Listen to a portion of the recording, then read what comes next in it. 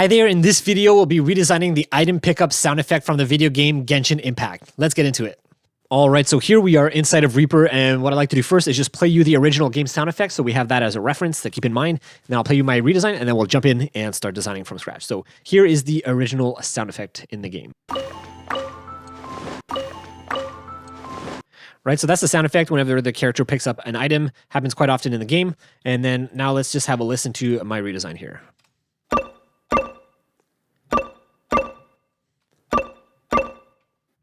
All right, so it's not exactly perfect, but it's pretty close. And I think with a bit of tweaking and experimenting, I think you could probably get somewhat close, if not exactly the same as the original game sound. But with that said, let's just jump right into how you can create this from scratch. All right, so to create this sound effect, I'm going to make all of it inside of Faceplant here. You could probably follow along in most other synths, but it's going to be easier to follow along here just because everything can be modulated inside of Faceplant. But here we go. So the first thing we're going to start with is with a noise generator. So with this, I like to put the slope all the way down. Right, it just makes the noise a little bit darker. Next, I'm going to increase the release a little bit here to around 100 is good. And I don't want any sustain so that when I just click a note on my keyboard, it's just going to play it. Same thing with the decay here. I'm bringing it down to about 27. That way, you just get this little click. And what we're actually going to do is we are going to design like a bell mallet type of sound effect. And the way we're going to do that is using a slice EQ. All right, so within slice EQ here, what's great about it is that you can actually put in your own peaks like this kind of anywhere you want. And then you can go inside your filters and make them exactly the way you want. So the way I like to do it for these kind of bell sounds is you want it at 96 dB per octave. That's just how steep it's going to be. And then in terms of like gain, you're actually going to keep it at 0.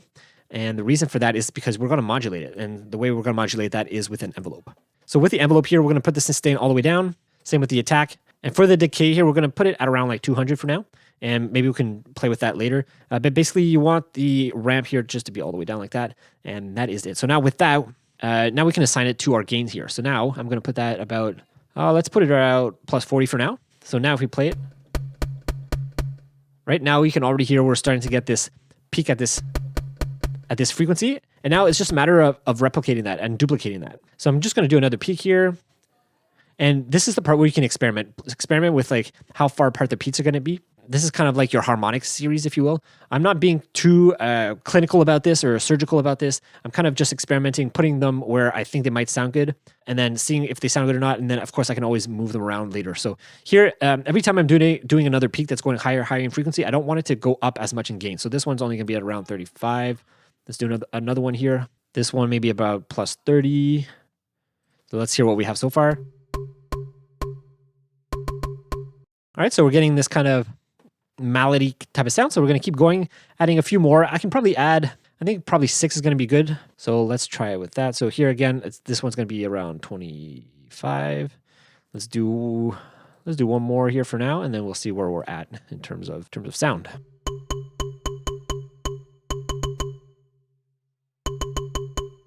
All right, so that's my sound right there. I kind of just put peaks wherever I thought they could go as long as they were a little bit apart, and that's it. And now the next thing I'm going to do is, because right now, if I just put it anywhere on my keyboard, it's always the same note. So what I'm going to do to change that is I'm going to get a note here, and I'm just going to assign this to the offset of these peaks. So I'm going around plus 50, and I'm going to reduce the range here.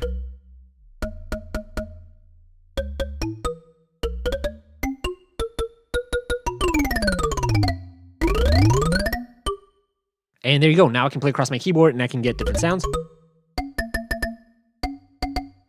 Perfect. All right, the next thing I'm going to do here is just adding a bit of distortion just to saturate the sound a little bit. And let's just hear what this sounds like. So without it. All right, that's good. Next thing, I'm just going to add a little filter. And this filter is just going to be to cut out some of the highs up here, just so it doesn't make it as harsh. So just like this. So I'm just putting the filter slope all the way down and then the Q as well all the way down. So it just rounds it out the top end a little bit more. So if I like take it off, it's just the difference between having like a harsh high end and a nice rounded one. So, and that's it. So yeah. Okay. And this is like the basic concept for the sound.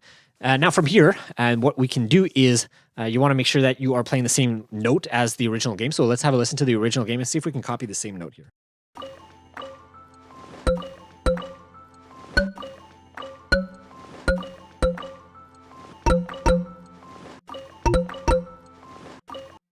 Perfect. And then, so this is an F. And now the last thing that I added is a little delay here. And for this delay is just to add like this tail to the sound, this kind of ringing to the sound. So the original, if you listen to the original game, it kind of has like this back and forth, like bouncing around. So for this one, I'm going to put the mix quite a bit down like this. Right, I just want it to be like a tail thing. I don't want it to be so super present or anything. It's more kind of like just to have it part of the sound here.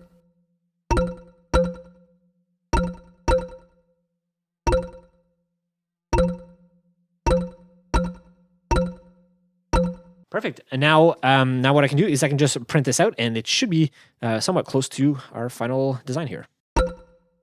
All right, so now let's compare it with the original. Here we go. All right, so what I hear, the difference between mine and the original is right now mine is a little more like bassy, a little more heavy in the bottom end. So now what I can do is I can just go back into my face plant here. And what I can do is I can go back into here are filters, and I can start editing these so that they are different and they're spaced out a little bit differently. So let's do that right now. All right, so for my lowest one here, I'm going to put it at around like 80, 89, and then I'm going to start spreading them out a little bit more. So this one here is going to be around 440. This one maybe around, 1.2, 1.5 is good. Here, the 3, this one I'm going to put it around 2.17 like that. This one around 5. And maybe I'll add another one for that kind of high-end one. So here I'm going to add this last one here. And this one's going to be, let's put it around 15, 14, 15. Yeah, like that. So this one's going to be very little in terms of like gain. So I'm just going to add a little bit more here because I don't want it to be too present, because if not, it's going to be really harsh sounding.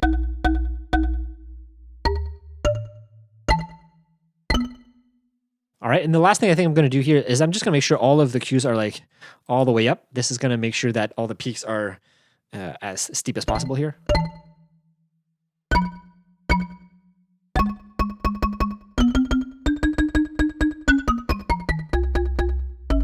All right, and one more thing I'm going to change up here is for our note here. I'm going to make it just so it's a positive value, and I'm going to bring the range. I already brought the range down to 50 here, so.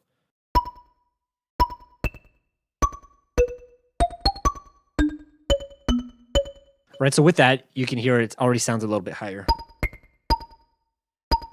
Right, so it's a bit more harsh, a bit brighter in sound. So this was our original one. Let's print one out again. Let's just make sure that we are still in the same key, using the same tone as the original game.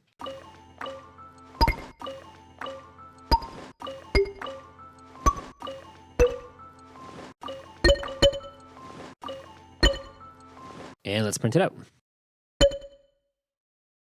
I'll do one more. And let's have a listen in comparison again.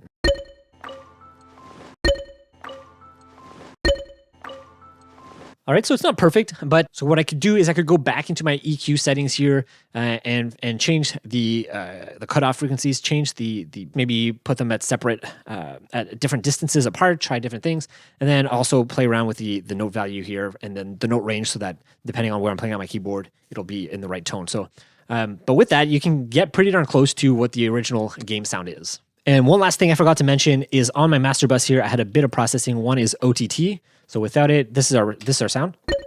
And with it. And then I just added a bit of reverb here from ROM. You can see the mix is quite far down and the decay is really short. So it's just to kind of feel it in like it's in this space.